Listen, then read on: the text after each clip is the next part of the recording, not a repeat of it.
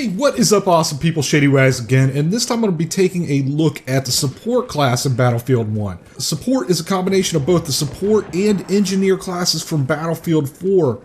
In Battlefield 1, the support class is a jack of all trades, able to fight or affect the battle from almost anywhere on the battlefield. Despite Assault being my favorite class to play, support is actually the class I play the best.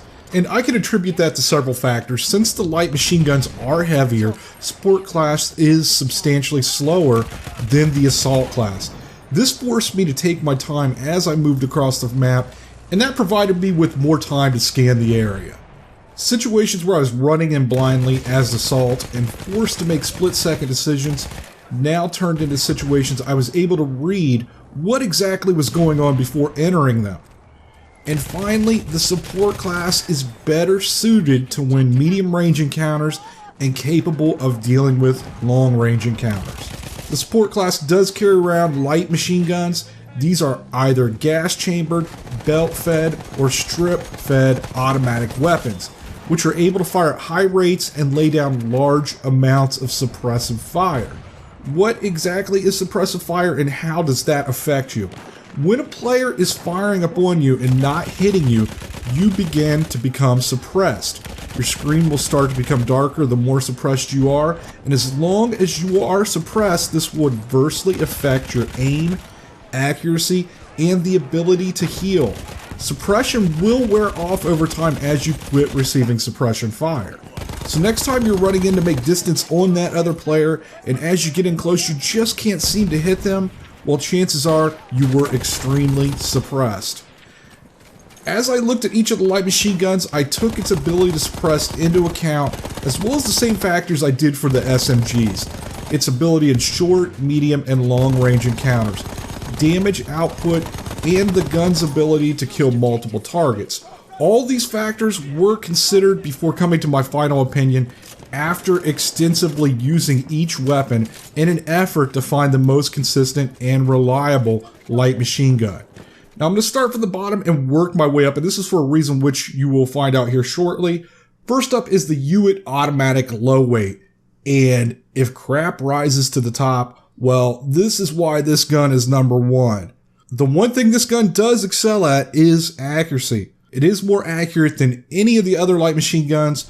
But what good is light machine gun accuracy if you can't control the gun, you have low damage, low hip fire, and low bullet count? I was extremely disappointed after unlocking this gun. You kind of figured the higher the level of the gun, the better it's going to be, and this just is not the case here. Every time I used this gun, I felt like I was at a severe disadvantage. I understand this light machine gun is built for long-range encounters, but there is another gun available to you much earlier that has better stats all the way across the board, and that is the M1909 Optical. And that brings me to the next three guns. The M1909, the Madsen, and the Bar. I'm going to put all three of these guns together because I don't feel like there's enough of a distinguishing factor to separate any one of these from the other. And I ran into the same issue with all three. Now these are decent medium range weapons, and that's where they excel. And the main issue I had with all three is the size of the ammo clip and the rate of fire. Each one of these guns has a smaller clip size, and that really impaired me from killing multiple targets. I continually ran into issues of killing a target, reload, killing a target, reload, or kill a target, get killed while reloading. Now, while this may be fine if you're fighting slightly behind the battle, supporting the assault class, but for me, it was much more of a hindrance, because if you run into a situation where you are encountering multiple targets alone, you're basically dead. These guns are decent hip firing and close range weapons as well, and will beat out the Hewitt and the Lewis and the MG15, but they are not as good as the SMGs. So that brings me to the last two weapons, the MG15 and the Lewis gun. Both of these guns, I'm looking at the low weight models, and in my opinion, these two are the best weapons, not only just in the support class, but in the entire game. Both of these weapons are extremely versatile and consistent at all 3 encounter ranges. Both of these guns with their higher ammo count are capable of going from target to target without skipping a beat. Now, where both of these guns are at a disadvantage is at short range and hip fire encounters against any of the other support guns, excluding the Hewitt and all of the assault guns. Now, despite that, when either of these guns were put into my loadout, I was able to go on killing spree after killing spree. And mainly that's because no matter what position you're put in, either one of these guns is versatile enough to handle it. There is a trade-off though between these two guns. The MG15 does offer the larger ammo count, higher damage, and higher rate of fire, but the Lewis has better accuracy, better hip fire, and better control. And that's why my winner, and the gun I prefer over any other gun in the entire game, is surprisingly the Lewis low weight. Yes, this gun does have lower damage and rate of fire, but it plugs along with little recoil, so it hits where you are aiming. There are 2 guns that have better stats across the board than the Lewis low weight, and that is the Lewis Gun Suppressive and the M1909 Optical. But the reason for me downgrading those is that I am notorious at aiming down the sight, and I do not like the telescopic sights on automatic weapons. With that high rate of fire, it makes the weapon less accurate for me. I really cannot stress just how many more kills I was able to accumulate with the Lewis low weight. This is my go-to gun. I don't have to worry about, is that guy too far? Is he too close? Am I going to have enough ammo to deal with multiple targets or lay down sufficient suppressive fire? And a quick tip, if you're having issues with any of the LMGs, or any gun for that matter, make sure to go into customization, change the iron sight to the other available, in the case of the LMGs, the AA sight, and then turn up the magnification to 2.0. For the pistols, again, this is just really a case of whether you want high damage or high rate of fire. I use the Modelo 1915 for its high rate of fire. If you watched my assault guide, I explained to you that I'm looking for equipment and weapons to place in my loadouts that are good for all situations, and that's no different here for the support class. For that reason, I take the ammo crate. This is really a no-brainer. It provides unlimited ammo for you and your teammates, and that also provides points to you every time you resupply someone. Now for the second gadget, I really did struggle with this. I horribly wanted to like and use the limpet charge, because I felt as if I needed some type of method to deal with tanks and vehicles.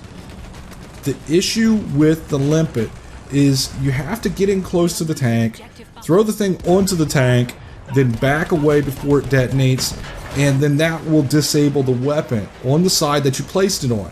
So in order to destroy the tank, it already has to have damage on it before you place the first charge, or you have to restock yourself with another limpet charge and then place a second. That worked out pretty well when Battlefield 1 was first released, but now players are more experienced. They're very cautious to players approaching the tanks, and most of the time trying to place those limpet charges onto the tanks just results in me being blown up, gunned down, or burnt to a crisp. And using the limpet as an explosive device to throw at other players normally just results in my own death more times than not. With players being able to repair their own vehicles, this makes the repair tool almost worthless.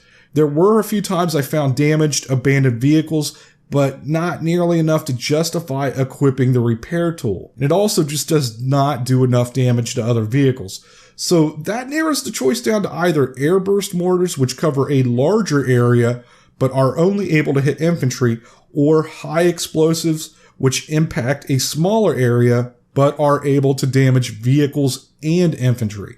For the reason that they are able to hit vehicles, I opt to use the high explosive mortars. If you are unaware of how mortars work, once you set down the mortar, a larger view of the minimap opens up, and the location of your mortar blast begins to zero in. If you fire the mortar before it zeroes in on the red dot, it will be an inaccurate launch. Once the mortar is fired, you can wait and you can watch the overhead view of the launch, and this can be used as a scouting tool. to locate where enemies are before you run into an area, or you can relay this information back to your squad. After you launch the mortar, if you prefer not to watch the overhead view, you can hit the left trigger to immediately start zeroing in on the next mortar launch. Additionally, if you'd like to fire a smoke mortar, this can be accomplished by hitting the left directional pad.